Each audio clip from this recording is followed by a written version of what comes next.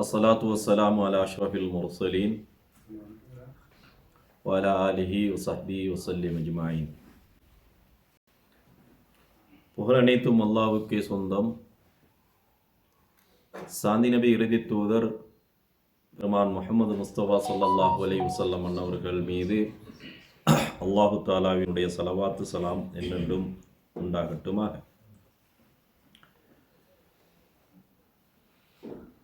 கண்ணியமான சகோதரர்களே, அன்பானவர்களே, ஈமானை அதிகரித்துக் கொள்கின்ற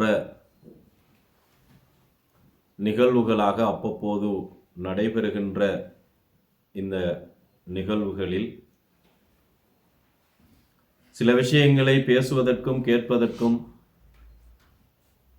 எங்களுக்கு ஒரு சந்தர்ப்பத்தை அல்லாஹு தஆலா தந்திருக்கிறான் என்பதை நாங்கள் அவனை புகழ்ந்து ஏற்றுக்கொள்ள வேண்டும். அல்ஹம்துலில்லாஹ்.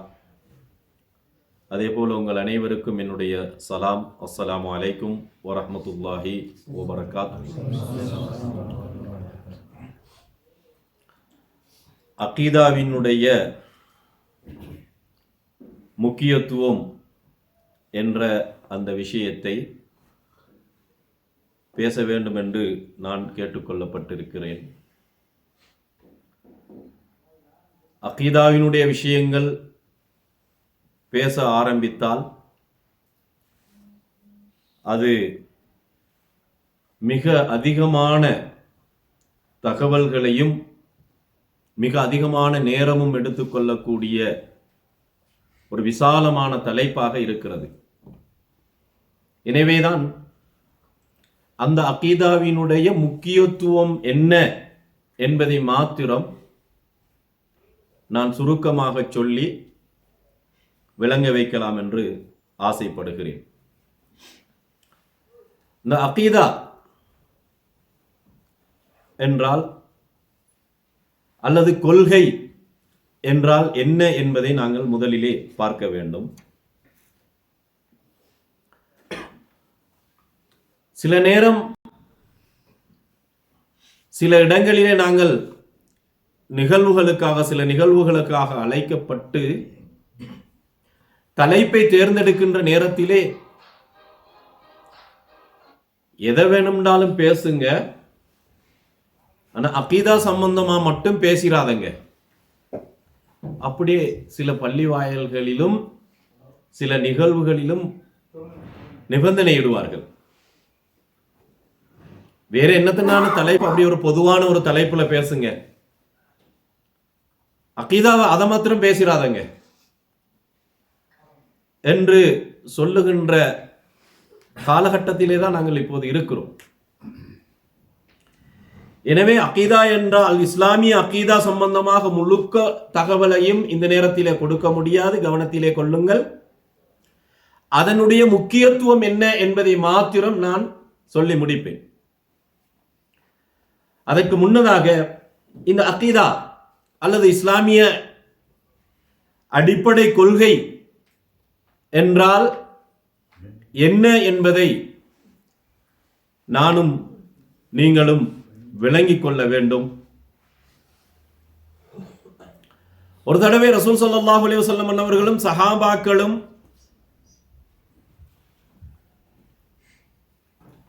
அமர்ந்திருந்த நேரத்திலே அந்த சபைக்கு அறிமுகம் இல்லாத ஒரு மனிதர், நீண்ட ஹதீஸ் ஜிப்ரீல் என்று அதற்கு அடையாளப்படுத்துவார்கள். அவர்கள் எனக்கு ஈமானை சொல்லித்தாருங்கள் அல்லது ஈமான் என்றால் என்ன என்று கேட்டார்கள். அந்த ஹதீஸின் சொல்லப்படுகின்ற அந்த அம்சம் தான் அகீதா. பிரைஸ் இருக்கு தானே மௌலவி?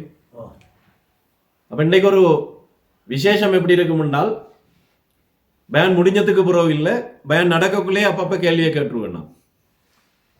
சரிதானே? அதுக்கு பிறகு முடிஞ்சதுக்கு பிறகு பிரைஸ் கிடைக்கும் இன்ஷா அல்லாஹ். அப்ப அர்கானுல் ஈமான் என்று சொல்லப்படக்கூடிய ஈமானினுடைய அடிப்படை அம்சங்கள், இது பற்றிய விரிவான கொள்கை தான் அகீதா. அப்ப வேற எங்க இருந்து வார ஒரு செய்தி அல்ல.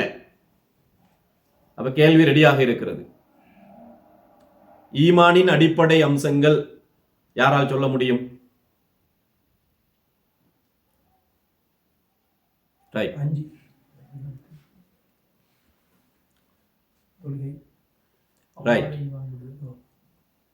கேள்வி பாஸ் ஆயிட்டு. என்ன பயான் தானே, டைம் எடுத்துக்கல, யாரும் சொல்வதற்கு தயாராக இல்லை. சரி, அல்லாஹுவை நம்பிக்கை கொள்வது, மலக்குமார்களை நம்பிக்கை கொள்வது, வேதங்களை நம்பிக்கை கொள்வது, தூதுவர்களை ரசூல்மார்களை நம்பிக்கை கொள்வது, இறுதி நாள் பற்றிய நம்பிக்கை, நலவோ தீமையோ அல்லாஹ்வின் புறத்தில் இருந்து வருகிறது, இதுதான் கொள்கை, இதுதான் அகீதா. இப்ப இந்த விஷயம் அல் குர்ஆனில் நிறைய இடங்களிலே வருகிறது. வல்லதீன யுமினூன, ஈமான் சில இடங்களிலே ஒன்று ரெண்டு விடுபட்டு சொல்லப்பட்டிருக்கும். எனவேதான் ரசூல் ஸல்லல்லாஹு அலைஹி வஸல்லம் மொத்தமாக இஸ்லாமிய அகீதா என்ற அந்த விஷயத்தை அர்கானுல் ஈமான் என்று சொல்லக்கூடிய அந்த 6 அம்சம், அதை நம்ம தமிழ்ல மொழிபெயர்க்க அர்கான் என்பதை மொழிபெயர்க்கிறதுக்கு கொஞ்சம் இருக்கிற தூண்கள் என்று சொல்றது. ஏன்னா மக்களுக்கு அதனுடைய இந்த பழைய ஆலிம் சாமார் சில விஷயங்களை மக்களுக்கு விளங்கப்படுத்துறதுல மிக நுட்பமாக செஞ்சிருக்கிறாங்க. இஸ்லாத்தின் 6 தூண்கள் என்று சொல்லியிருக்கிறாங்க. அந்த தூணுன்னா அது உறுதியா இருக்கும். அப்ப அர்கான் என்பது தூண் அல்ல, 6 அம்ச திட்டம். இந்த 6 அம்சத்திலே அடிப்படை நம்பிக்கையை ஒரு மூமின் வைத்திருப்பதைத்தான் அகீதா. அப்ப இந்த கொள்கை பேசப்படக்கூடாதா? இது பேசப்பட வேண்டிய ஒரு விஷயம். இதனுடைய மைய கருவாக, இந்த இஸ்லாமிய அகீதாவினுடைய கொள்கையினுடைய மைய கருவாக அதை வைத்துத்தான் சொல்லக்கூடிய ஒரு அம்சம் தான் அல்லாஹ்வின் மீது உள்ள நம்பிக்கை. அதுதான் அதிலே பிரதானமானது. அல்லாஹ்வின் மீது இருக்கக்கூடிய அந்த நம்பிக்கையை 3 வகைகளாக இலகுபடுத்தி தந்திருக்கிறார்கள். ரப், படைப்பாளன் ஒரு வகை. அல்லாஹ் யார்? அல் காலிக், ரப் அல் ஆலமீன். அதே போல இரண்டாவதாக அவன் வணக்கத்திற்குரியவன், வணங்கப்படக்கூடியவன்.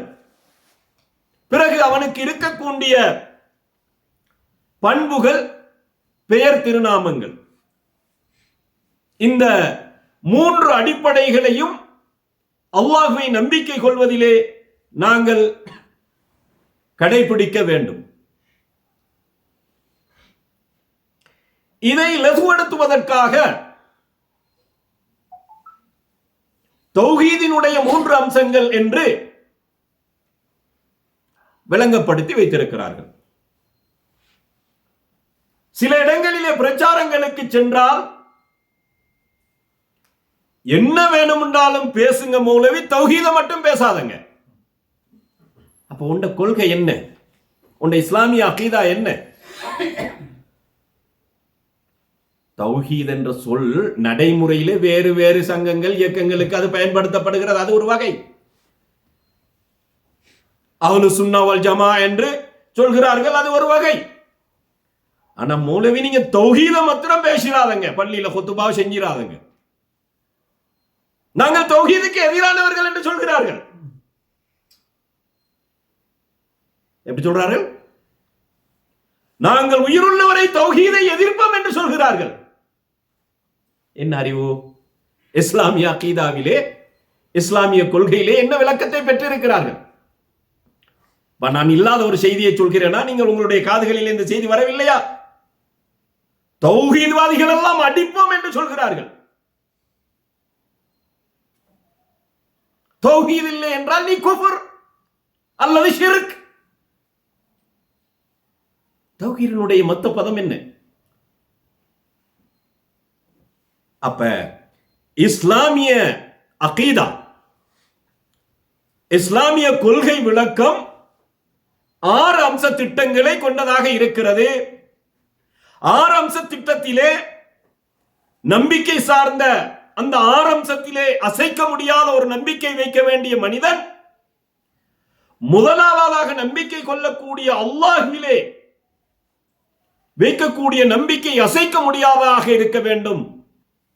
அந்த அல்லாஹ்வை நம்புகின்ற விஷயத்திலே பிரதானமாக கவனிக்கப்பட வேண்டிய அவன் ரப், அவன் ஹாலிக், அவன் மாலிக், அவன் தான் எஜமானன், அவனை அன்றி யாரும் இறைவன் இல்லை என்ற ஒரு பகுதி, அவன்தான் வணக்கத்துக்குரியவன், வணங்கப்படக்கூடியவர்கள் வணக்கத்துக்கு தகுதியானவர்கள் அவனை அன்றி வேறு யாரும் கிடையாது என்ற இரண்டாவது பகுதி,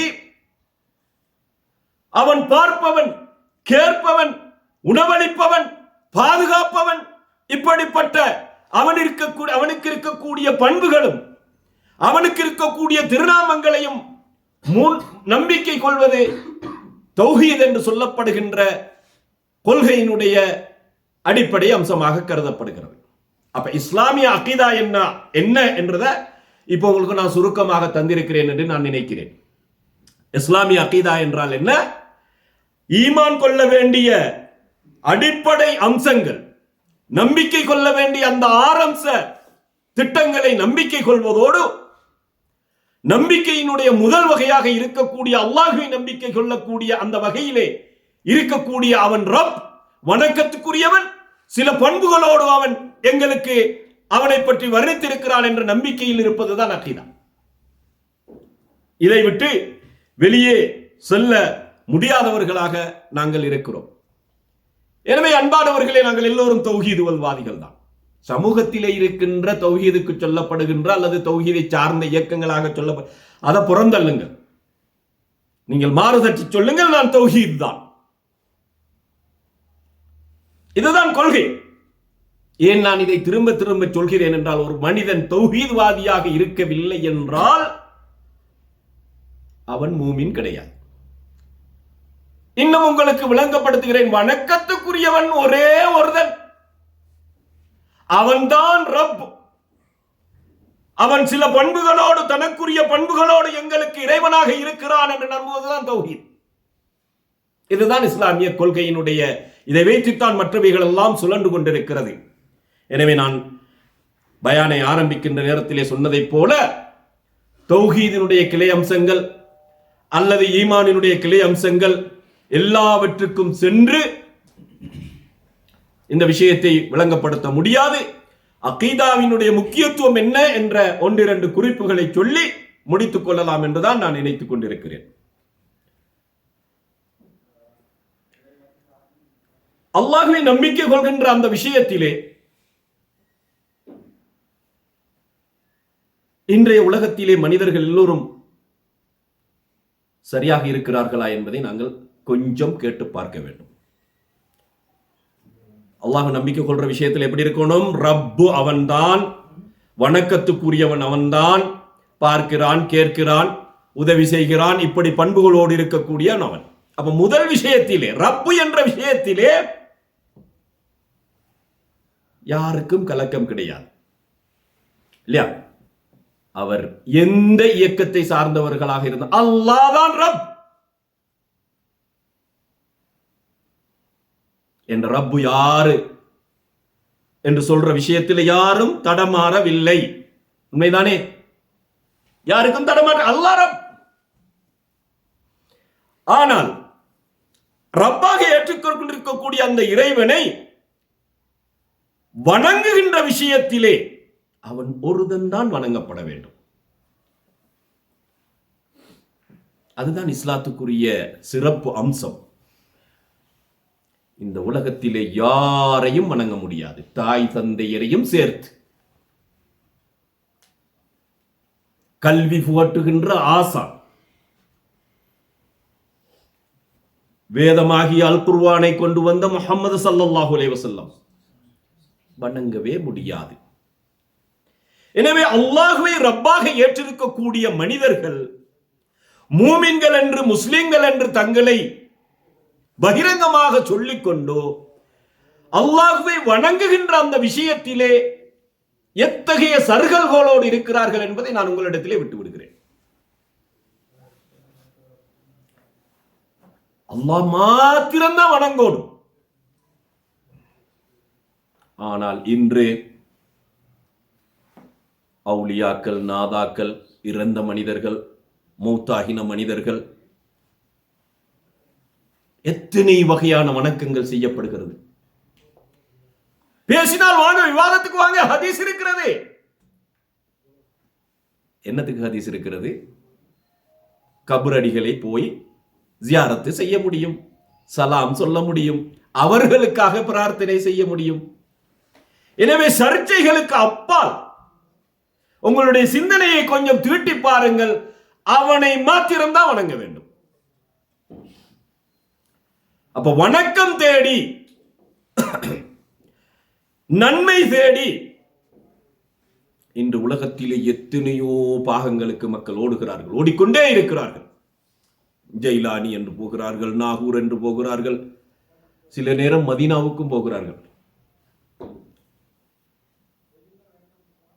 மதீனாவுக்கு போனால், நான் சப்ஜெக்டை விட்டு தாண்ட விரும்பவில்லை, போனா மஸ்ஜிது நபவிலே தொழுவது நன்மை தரக்கூடியது, பல மடங்கு நன்மை தரக்கூடியது. ரவுதா என்று சொல்லக்கூடிய இடம் இருக்கிறது, தொழுவது, ரசூலுல்லாவுக்கு சலாம் சொல்வது, வருவது, இவ்வளவுதான். ஆனால் சில நாட்டவர்களை நாங்கள் பார்த்தால் கவலையான விஷயம், தொழுக நடக்குது, அது அவங்களுக்கு கவனம் இல்லை. 5 நேர தொழுகையில ஏதாவது ஒரு தொழுகை நடக்கும் பள்ளியில் அவங்களுக்கு அது பிரச்சனை இல்லை. அவங்களுக்கு என்ன பிரச்சனைன்னா, எனக்கு ரசூலுல்லாவினுடைய கபரடியை போய் வரணும், ஒரு முண்டி அடிச்சு கொண்டு. எங்க போயிட்டு இபாதத்? வணக்கங்கள் அல்லாஹ்வுக்கு செய்யப்படுகிறதா என்று நானும் நீங்களும் ஒவ்வொருத்தரும் கேட்க வேண்டும். இந்த தலைப்பிலே பேச முடியுமான அளவுக்கு அசிங்கமான வணக்கங்கள் செய்யப்படுகிறது. அதில் பெண்களும் இப்போது தொடங்கிவிட்டார்கள். பல பல ரூபங்களில் வருகிறது, பல கூத்துகள் வருகிறது. அல்லாஹ்வை வணங்குவதற்கு இலகுவான வழிகளை ரசூலுல்லாஹ் சொல்லி தந்திருக்கிறார்கள். பெரிய கூடுதல் இல்லை வணக்கங்கள். இப்ப உங்களை எழுப்பி என்னென்ன வணக்கம் இருக்குன்னு சொல்லுங்கன்னா இப்படி எண்ணி சொல்லிடுவீங்க. ஆனால் சொல்ல முடியாத வணக்கங்கள் எல்லாம் செய்கிறார்கள். கையை பிடிச்சிட்டு அந்த பக்கம் ஆடுறார்கள், ஹா என்றார்கள், ஹூ என்றார்கள். எங்கிருந்து வந்தது என்று தெரியாது. வணங்கப்படவில்லை அல்லாஹ். அங்கே அல்லாஹ் வணங்கப்படவில்லை. அல்லாஹ்வை வணங்குவதற்கு மரணித்த மனிதனுடைய கபரடியிலே என்னத்துக்கு செல்ல வேண்டும்? அல்லாஹ்வை வணங்குவதென்றால் இஸ்லாமிய கொள்கையிலே வணக்கத்துக்குரியவன் அவன் என்றால் அங்கேயே போக வேண்டும். அங்கே போவதற்குரிய சுன்னத்தான வழிமுறைகள் இருக்கிறது, அவ்வளவுதான். அந்த அளவோடு நின்றுவிட வேண்டும். கேட்டால் சொல்லுவார்கள், நாங்க அல்லாஹ்வைத்தான் வணங்குறோம். எனவே இந்த தலைப்பை நான் நீட்டிக் கொண்டு போனால் அகீதாவினுடைய முக்கியத்துவம் சம்பந்தமாக பின்னால் சொல்ல இருக்கின்ற விஷயங்கள் தடைப்பட்டு போகும். எனவே இப்போது உங்களுக்கு அகீதா, இஸ்லாமிய அகீதா என்றால் என்ன என்பது விளங்கி இருக்கும். இஸ்லாத்தினுடைய 6 அம்ச திட்டமாகிய அல்லாஹ்வை, மலக்குமார்களை, வேதங்களை, ரசூல்மார்களை, மறுமை நாள் என்று ஒன்று உண்டு என்பதை, அதே போல நலவும் தீமையும் அல்லாஹ்வின் புறத்திலே இருந்து நடக்கிறது என்ற இந்த 6 அம்சத்தை நம்பிக்கை கொள்வது ஈமான். அந்த ஈமானைத்தான் அகீதாவாக நாங்கள் வைத்திருக்கோம், கொள்கை. அதிலே நாங்கள் இந்த அகீதாவிலே பிரதானமாக சொல்ல வேண்டிய அம்சம் அல்லாஹுவா. அல்லாஹுவை நாங்கள் நம்பிக்கை கொள்கிற விஷயத்திலே அவன் ரப்பு என்று நாங்கள் நம்ப வேண்டும். வணக்கத்துக்குரியவன் அவன் தான் என்று நம்ப வேண்டும். அவனை என்று யாரையும் வணங்கவே கூடாது. அவன் சில பண்புகளை எங்களுக்கு குர்ஆனிலும் ஹதீஸிலும் சொல்லி இருக்கிறான், அதை அப்படியே நம்புவது, அவ்வளவுதான். இதுதான் இஸ்லாமிய அகீதா. இது ஏன் முக்கியத்துவம் பெறுகிறது என்று நாம் பார்க்கிற போது, ரசூல் ஸல்லல்லாஹு அலைஹி வஸல்லம் அவர்கள் யமன் பிரதேசத்துக்கு முஆத் ரலியல்லாஹு அன்ஹு அவர்களை அனுப்புகின்ற நேரத்திலே சொன்னார்கள், முஆத், நீங்கள் யமனுக்கு போகிறீர்கள், வேதக்காரர்கள் அங்கே இருக்கிறார்கள், நீங்கள் அவர்களை அழைக்கின்ற நேரத்திலே உங்களுடைய அழைப்பு பணியிலே முதலாவதாக இருக்க வேண்டிய விஷயம்தான் இந்த 6 அம்ச விஷயங்களை சொல்லி காட்டினார்கள். ஷஹாதத்து அல்லா இலாஹ இல்லல்லாஹ் வ அன்ன முஹம்மதர் ரசூலுல்லாஹ், ஈமான் மலாய்க்காமார்களை ஈமான் கொள்வது, வேதங்களை ஈமான். எனவே நீட்டவில்லை. அப்ப வாங்க எல்லாரும் இஸ்லாத்துக்கு வாங்க, இஸ்லாத்துக்கு வாங்க என்று சொல்றதுக்கான வாயல் அது. அல்லாஹ் இந்த ஈமானினுடைய அர்கான் அடிப்படை அம்சங்களை நம்பிக்கை கொள்வதாக இருக்கும். இதுதான் பேசிக். ஒரு மரத்துக்கு எப்படி அதனுடைய வேர் முக்கியமோ அதுபோல ஒரு மூமினுக்கு இந்த கொள்கை முக்கியமானதாக இருக்கிறது. ஏனென்றால் இந்த கொள்கை இல்லாமல் செய்யப்படுகின்ற எந்த அமலும் எடுபடாது. அமல்கள் ஏற்றுக்கொள்ளப்படுவதற்கான பிரதான காரணமாக இருக்கிறது இந்த நம்பிக்கையில் தான் இருக்கிறது. இந்த நம்பிக்கை இல்லாமல் நீங்க எவ்வளவு அமல்கள் செய்தாலும் அது எடுபடாது. எனவே தான் அல்லாஹ் சொன்னான், நபியே கூறுவீராக, குல் இன்ன ஸலாத்தி வ நுஸ்கி வ மஹ்யாய வ மமாத்தி லில்லாஹி ரப்பில் ஆலமீன் லா ஷரீக லஹு வ பிதாலிக உமிர்து வ அன மினல் முஸ்லிமீன். நபியே சொல்லுவீராக, இன்ன ஸலாத்தி என்னுடைய தொழுகை, வ நுஸ்கி நான் அறுத்து பலியிடுகின்ற அந்த அறுப்பு, வ மஹ்யாய என்னுடைய வாழ்க்கை, வ மமாத்தி என்னுடைய மரணம், லில்லாஹ் அல்லாஹ்வுக்காகவே, லா ஷரீக லஹு அந்த அல்லாஹ் எந்தவித ஈடிணையற்றவனாக இருக்கிறான், அவனுக்கு நிகர் எதுவும் கிடையாது. உமிர்து இதை கொண்டுதான் நான் ஏவப்பட்டிருக்கிறேன். மினல் முஸ்லிமீன் இதெல்லாம் பூரணமான ஆனால் நான் ஒரு முஸ்லிமாக ஆகிவிடுவேன் என்ற அடிப்படையிலே அல் குர்ஆனிலே அல்லாஹ் தஆலா சொல்கிறான். அல்லாஹ்வுக்கு இணை வைத்துவிட்டு அல்லாஹ்வுக்கு கொடுக்க வேண்டிய பண்புகளை மற்ற படைப்பினங்களுக்கு கொடுத்து விட்டு நாங்கள் நாளை மறுமையிலே சுவர்க்கத்தை எதிர்பார்த்தோமே ஆனால் அந்த அமல்கள் எடுபடாது என்பதைத்தான் அல் குர்ஆனினுடைய வசனங்கள் பல இடங்களிலே சொல்லி காட்டுவதை நாங்கள் பார்க்கலாம். நபியே, நீங்கள் இணை கற்பிப்பவராக இருந்தால் உங்களுடைய அமல்கள் வீணாகி போய்விடும் என்பதுதான் குர்ஆனினுடைய போதனையாக இருக்கிறது. கண்ணியமானவர்களே, அன்பானவர்களே, இந்த நம்பிக்கை எங்களை வழிகேடான விஷயங்களிலிருந்தும் பாவங்களில் இருந்தும் பாதுகாக்கிறது. இந்த நம்பிக்கை, அடிப்படை நம்பிக்கை தான் எங்களை வழிகாட்டில் இருந்தும் பாவத்தில் இருந்தும் பாதுகாக்கிறது. ஏனென்றால் அல்லாஹ் என்னை பார்த்து கொண்டிருக்கிறான் என்ற உணர்வோடு இருக்கக்கூடிய முராகபா என்று சொல்வது, அந்த நிலைமையை தருவது இந்த நம்பிக்கை தான். முழு உலகத்திலே உள்ள மனிதர்கள், முழு உலகத்திலே உள்ள உயிரினங்களும் என்னை பார்க்காவிட்டாலும் என்னையும் உன்னையும் படைத்த எஜமானன் பார்த்துக் கொண்டிருக்கிறானே என்று நினைப்பதுதான் முராகபா. அதே போல அல்லாஹ்வின் மீது அசைக்க முடியாத பாரம் சாட்டுதல், தவக்குல் வைப்பதுதான் இந்த அகீதா முக்கியத்துவம் பெறுவதற்கான காரணமாக இருக்கிறது. தவக்கலினுடைய வழிமுறையை அல்லாஹ் குர்ஆனிலே நபி மூசா அலைஹிஸ்ஸலாத்து வஸ்ஸலாம் அவர்களினுடைய சம்பவத்தை சொல்கின்ற நேரத்திலே எங்களுக்கு சொல்லி காட்டுகிறார். கடைசியாக மூசா அலைஹிஸ்ஸலாம் அவர்களை கொண்டுவிட வேண்டும் என்பதற்காக ஃபிரௌனும் அவனுடைய பட்டாளங்களும் துரத்தி கொண்டு வருகின்ற நேரத்திலே முன்னால் நதி, மிகப்பெரிய நதி இருக்கிறது.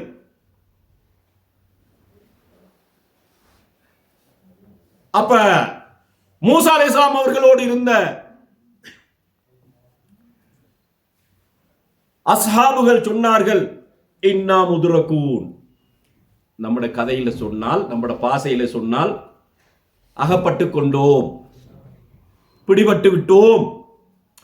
ஏன்னா முன்னுக்கோ பெரிய கடல், நதிதான் அது, ஆனால் கடலை ஒத்த நதி, பிடிபட்டுட்டோம். சரியா? இந்த அகீதா எப்படி முக்கியத்துவம் பெறுகிறது என்றால், ஒரு மனிதனுடைய வாழ்க்கையில் தவக்குலை ஏற்படுத்துகிறது.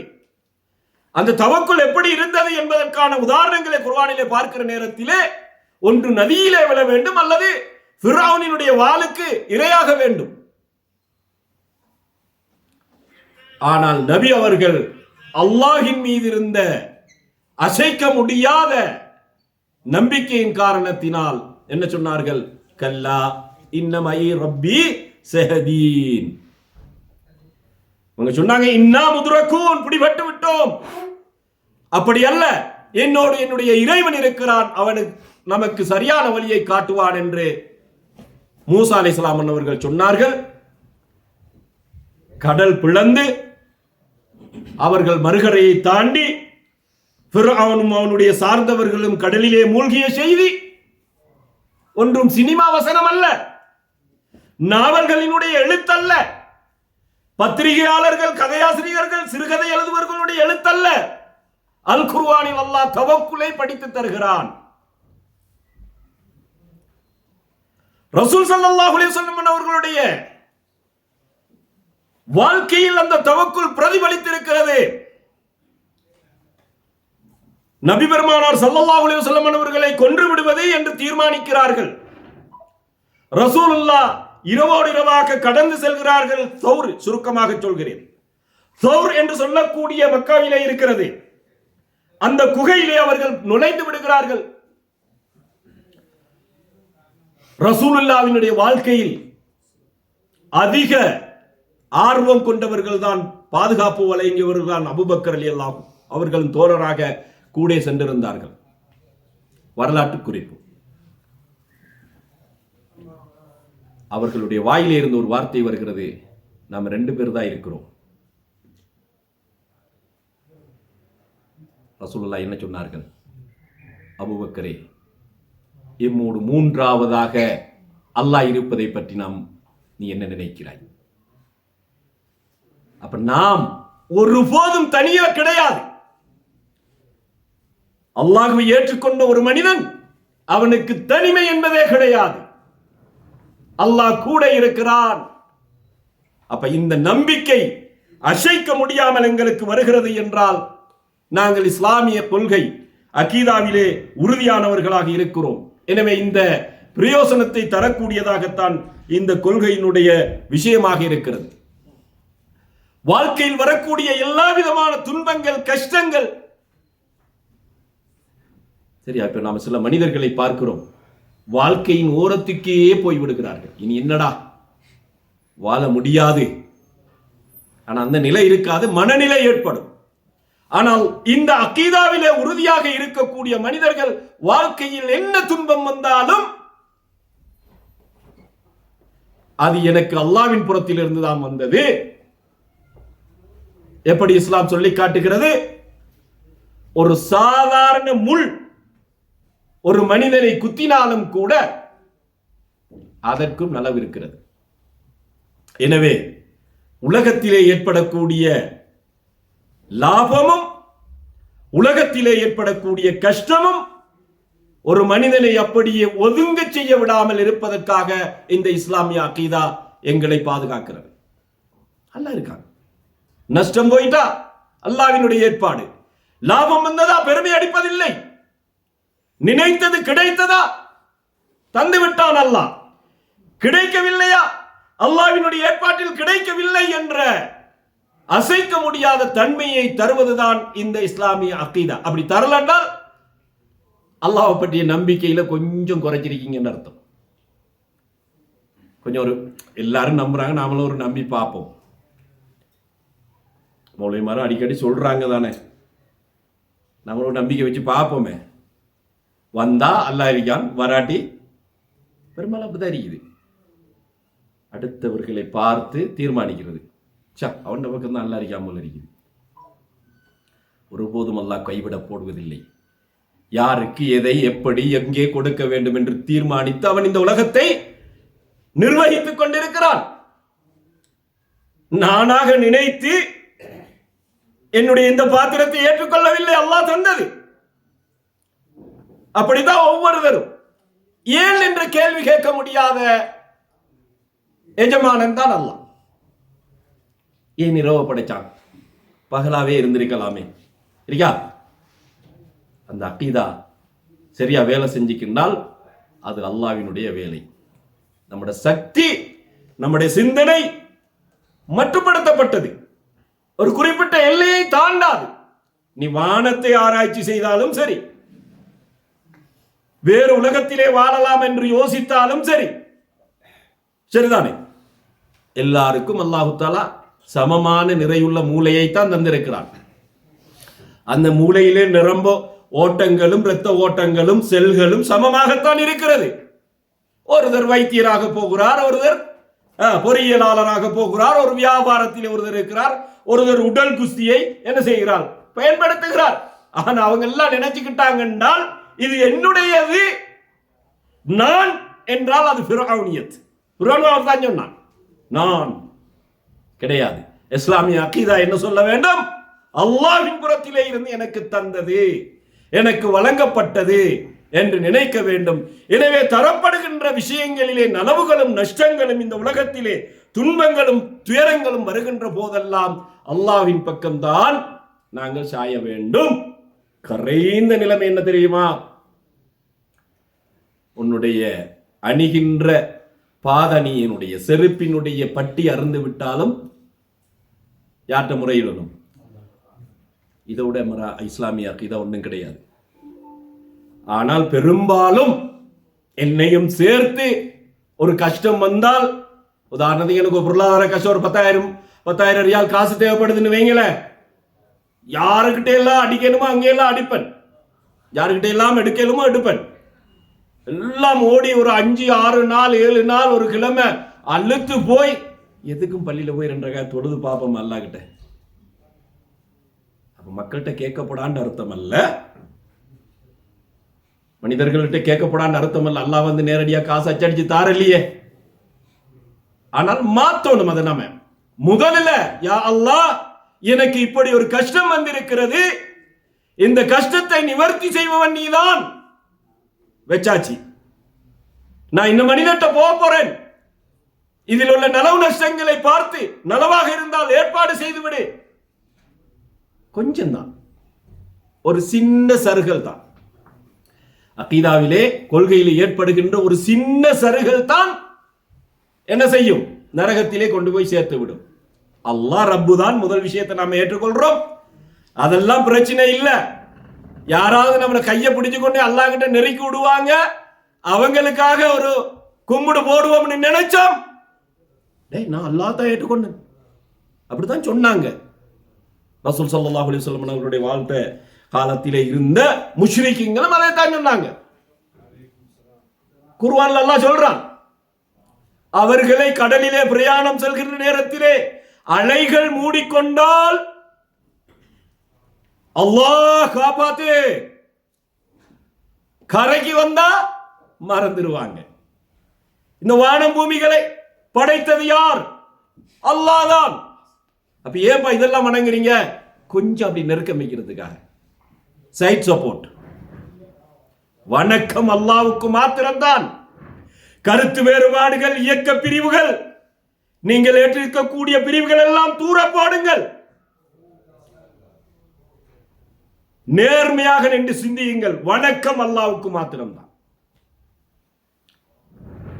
இதுதான் அகீதாவினுடைய அடிப்படையாக இருக்கிறது. எனவே கண்ணியமானவர்களே, அன்பானவர்களே, துன்பங்கள், துயரங்கள், கஷ்டங்கள் வருகின்ற போது அதிலிருந்து மனிதனை காப்பாற்றக்கூடிய அந்த நிலைமை தரக்கூடியதுதான் இந்த அகீதாவாக இருக்கிறது. அவனை இழுத்து கொண்டு வர வேண்டும். அவனுடைய அகீதா சரியாக இருந்தால் தான் அல்லாஹ்வுக்காக மாத்திரம் வணக்கம் செய்வான். அல்லாஹ் நீங்கள் நினைத்துக் கொண்டிருக்கிறீர்களா? தாடி, தொப்பி, பயான், குர்ஆனை மனனம் செய்வது, இதெல்லாம் வச்சு சொர்க்கத்துக்கு அனுப்புவான்னு நினைக்கீங்களா? கிடையவே கிடையாது. என்று சைனா, தாய்லாந்து, பிலிப்பைன்ஸ் போன்ற நாடுகளிலே வாழ்கின்ற மனிதர்களுக்கு இயல்பாகவே தாடி இல்லை. அப்ப அல்லாஹ் சொர்க்கம் போக முடியாதா? அல்லாஹ் எங்களுடைய உள்ளங்களைத்தான் மிக அதிகமாக பார்க்கிறான். இதுதான் இஸ்லாமிய அகீதா. எங்களுடைய உள்ளங்கள் எதை சம்பாதித்துக் கொண்டிருக்கிறது என்பதை அல்லாஹ் பார்க்கிறான். நாம் ஆரம்பத்திலே சொன்னோம், அமல்கள் அடிபட்டு போகும் அகீதா சரியாக இல்லாவிட்டால், இஹ்லாஸ் சரியாக இல்லாவிட்டால். நாளை மறுமையிலே தீர்ப்புக்காக கொண்டு வரப்படுகின்ற 3 பெரும் மனிதர்கள், அல்லாஹ்வினுடைய பாதையிலே போரிட்டு உயிரை தியாகம் செய்த ஒரு மனிதர், மார்க்கத்திற்காக போதனை செய்த ஒரு மனிதர், தன்னுடைய செல்வங்களை கொடை கொடுத்த ஒரு மனிதர். இது உதாரணம். அல்லாஹ் ரசூல் ஸல்லல்லாஹு அலைஹி வஸல்லம் அவர்கள் எங்களுக்கு விளங்கப்படுத்துகின்ற உதாரணம். 3 பேரும் நாளை மறுமையிலே அல்லாஹ்வினிடத்திலே விசாரிக்கப்படுவார்கள். முதலாவதாக அல்லாஹ்வினுடைய பாதையிலே போரிட்டு கொல்லப்பட்ட மனிதர், யா அல்லாஹ், உன்னுடைய மார்க்கத்தை காக்க வேண்டும் என்பதற்காக உயிரை நான் தியாகம் செய்தேன். அல்லாஹ் எப்படி தீர்ப்பு வழங்குவான்? கதிப்த ஹதீஸ்ல அப்படிதான் வருகிறது. பொய் சொல்றாய். நீ ஒரு போர் வீரன், வீரத்தை காட்ட வேண்டும் என்று நினைத்தாய், நல்ல வீரன் அப்பா என்று மக்கள் சொன்னார்கள். நீ எதிர்பார்த்தது கிடைத்து விட்டது. இப்ப எனக்கிட்ட நிறைய தாரத்துக்கே. அதே மாதிரிதான் ஆலிம்சா, அல்லாஹ்வுடைய மார்க்கத்தை குர்ஆனை போதித்தேன். நீ ஒரு பேச்சாளன் என்று மக்கள் நினைக்கணும்னு சொன்னா, உன்னை பிரபலமான பேச்சாளன் என்று மக்கள் சொன்னாங்க. இப்ப என்ன மிச்சம் இருக்கு உனக்கு தாரத்துக்கே? அதே மாதிரி கொடைவள்ளல் சொல்லுவார், நானும் எல்லாத்தையும் கொடுத்தேன்.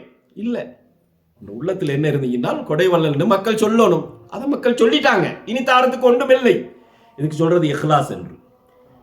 இதுக்கு சொல்றது இஹ்லாஸ். அல்லாஹ்வுக்காக மாத்திரம் வணக்கம் புரிகின்ற அந்த தன்மை. என்ன செய்வோம்? முடியட்டு போறேன்.